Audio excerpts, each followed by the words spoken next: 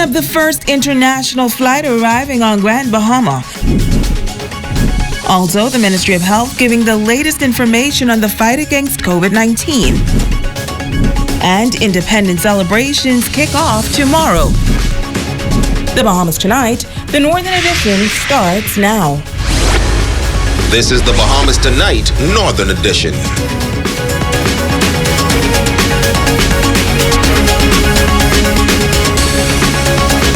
Good evening, Bahamas. I'm Shashina Roll-Parkinson. As always, it is so great to have you with us. Topping news, international air travel is back here on Grand Bahama. The island welcoming international visitors for the first time since the borders closed in March. Megan Shepherd was at the airport when the guests arrived. After being closed to international travel for more than 3 months, Grand Bahama welcomed its first group of tourists to the island via 2 airlines this Thursday.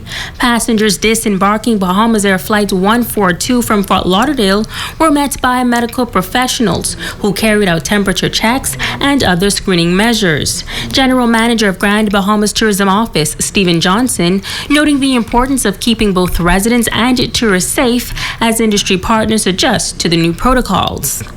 We want to show everybody that we're getting back to what's the new norm, and also letting people know that to exercise the various health and safety requirements in order to stay safe. For our visitors coming in, we want to make sure that they're safe, and also for Bahamians here in Grand Bahama. So we're excited. We know that COVID is here to stay. And we don't want to be in fear, but we want to make sure that we're safe.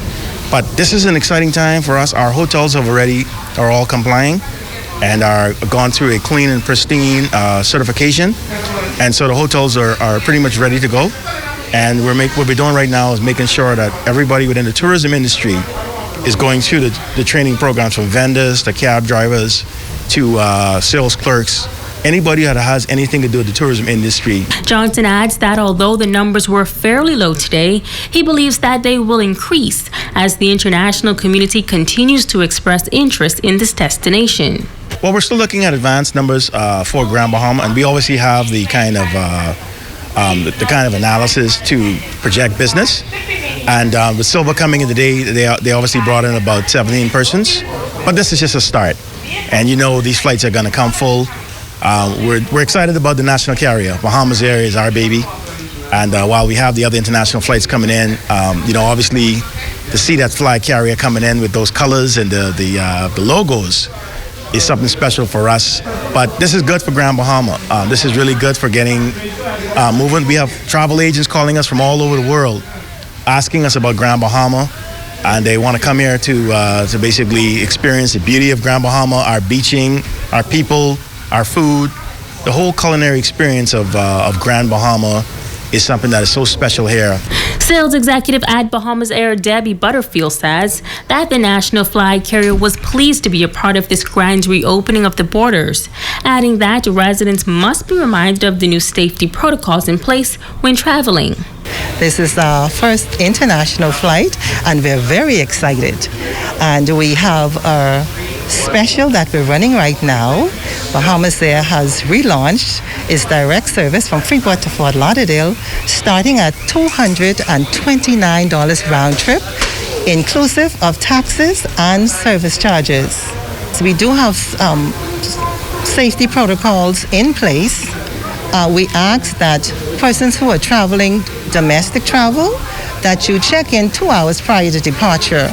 And international travel, we ask that you check in 3 hours prior to departure for social distancing and an extra time to go through the security checkpoint. So, each person, it's mandatory that you wear a mask. And even with the new safety measures in place by the government here in the Bahamas, these passengers say it was a smooth experience traveling to Grand Bahama. Oh, it was very smooth. Yeah, I was very pleased with the whole process, and I think what you guys are doing is great to keep your country healthy, and I'm all for it. It wasn't bad. I mean, it was 4 days since I got the test.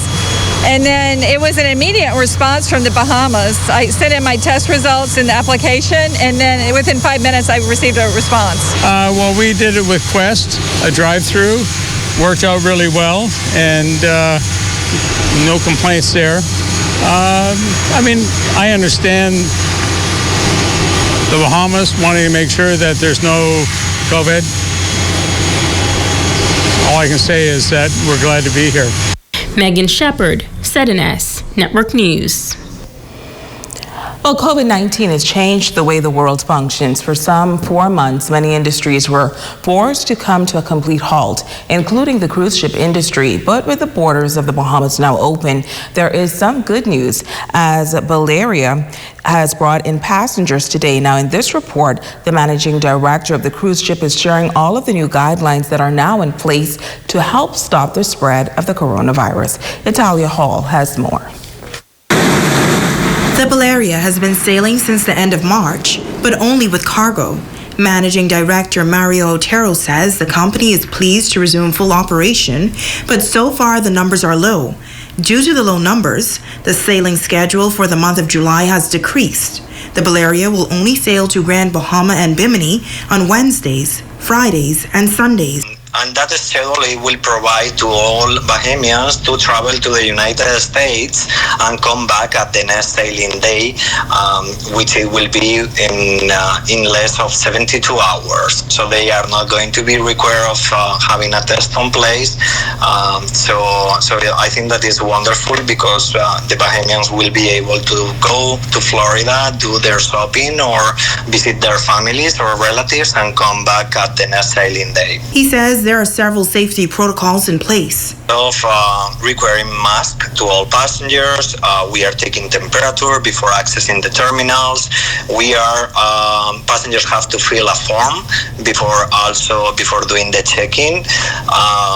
We have also implemented the COVID, the negative COVID test that the government of the Bahamas is requiring for all passengers, and for sure we have implemented several measures in terms of disinfecting the vessel and sanitizing the vessel. The ship's capacity has been reduced by some 40%. Another new feature was recently added to promote social distancing. Passengers will now receive their boarding passes on their cell phones. The passengers will receive a boarding pass in their cell phone by text message. So all passengers will receive a boarding pass the day before of the departure with their seat number. So they will have their seat number, and as well they will have a boarding number. So everything is following the social distancing measures and the contactless check-in. Like I say, we are testing that program. It's new for our company. We never had that before, and today it was our first day testing the program, and I can say that we are very happy with that. The managing director says he is confident that the numbers will increase, and overall the company is just pleased to be able to fully serve customers once again. Unfortunately, we had 4 months with limited services. As I say, we were only performing cargo sailings once a week, and we need it. We need it. This is something that also as well for the island and for the company. Italia Hall, ZNS Network News. Well, it has been 18 days since the last COVID-19 case in the country. The number of infected persons still stands at 104, 82 in New Providence, 8 in Grand Bahama, 13 in Bimini, and 1 in Cat Key. Well, based on today's Ministry of Health's press conference, 4 cases remain active and the death toll remains at 11.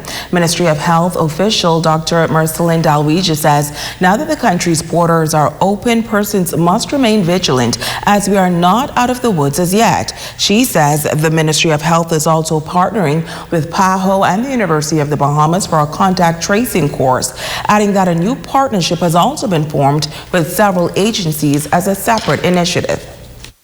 We anticipate that approximately 100 qualified individuals will be identified from New Providence and the Family Islands who will participate in this certified course to enhance contact tracing knowledge, skills, and practices. The Ministry of Health is also working with the Ministry of National Security on the establishment of a national COVID-19 enforcement unit. The unit is a collaboration between various government agencies. In addition to the national security, health includes the Royal Bahamas Police Force, the Royal Bahamas Defense Force, the Office of the Attorney General, Data Protection, and others. This unit will be responsible for enforcing regulations put in place to support public health precautions during the COVID-19 pandemic. Now, when it comes to travel, she explains the new regulations to be allowed into the country once a completed electronic application for the Bahamas Health Visa is uploaded.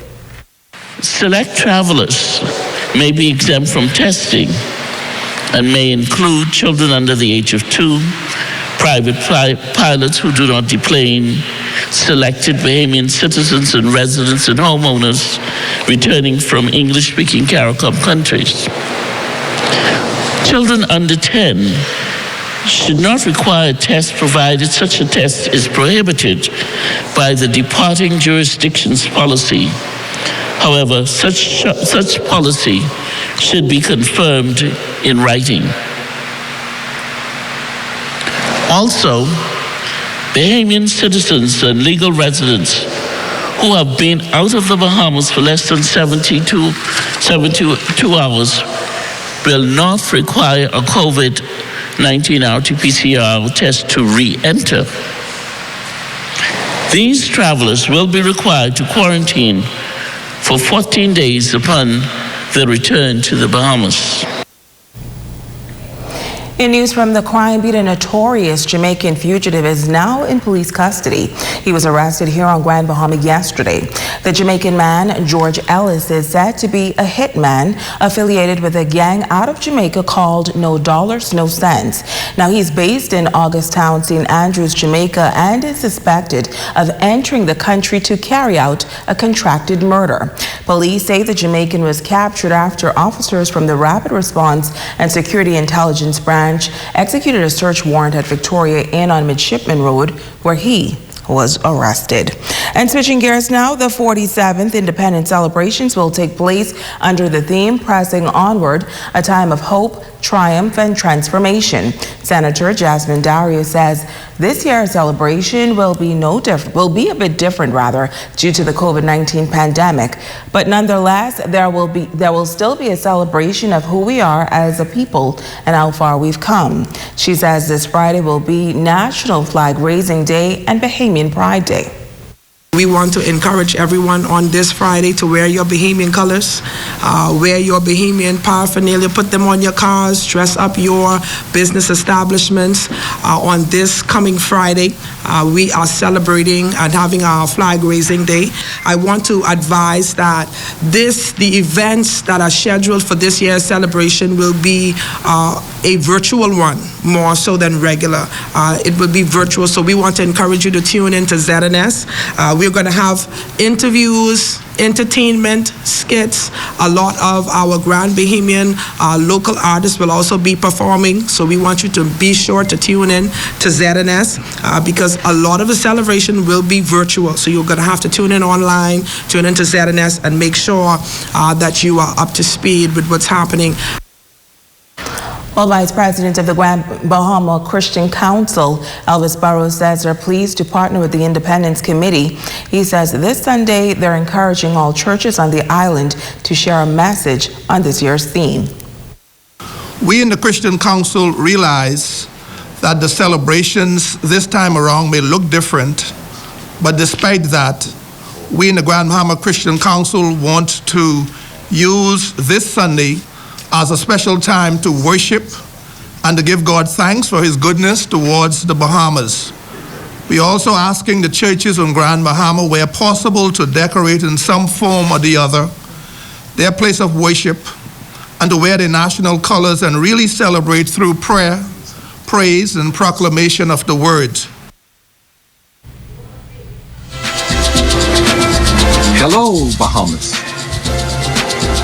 Happy birthday to you, 47 years. Happy birthday to you, Bahamas. You're 47 years. Wow, 47 years. Now I want to talk about the significance of the number 4 and 7, because you're 47. 4 denotes the 4 seasons, the 4 directions. It denotes a mental calmness and solidarity. Home. And then you have the number 7.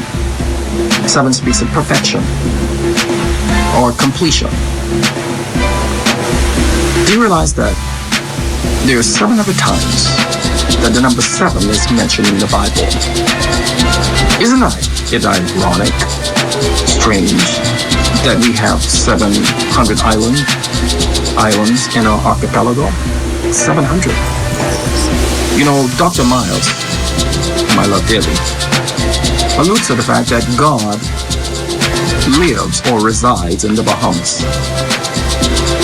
Wow. I like to say I'm like Adam. I was born in paradise. So I believe now we have to be more united than we've ever been before. I believe for us to be greater or better, we have to come together. And I believe we have to pray together. I believe we have to be strong together. I believe we have to accomplish together. So with that, I want to say to you, Bahamas, we have a lot more to cover. We have a lot more ground to cover. We cannot relax. We cannot become comfortable. I associate comfortable with not working. While we can work, rest, but we cannot rest for long. We must continue to work. We must continue to work. I want to say God bless you, Bahamas, and a happy 47th birthday. Well, good evening, Bahamas. We are coming to you live from the beautiful Pelican Bay Resort, where a major training exercise is expected to take place tomorrow morning. So stay tuned to hear all about it.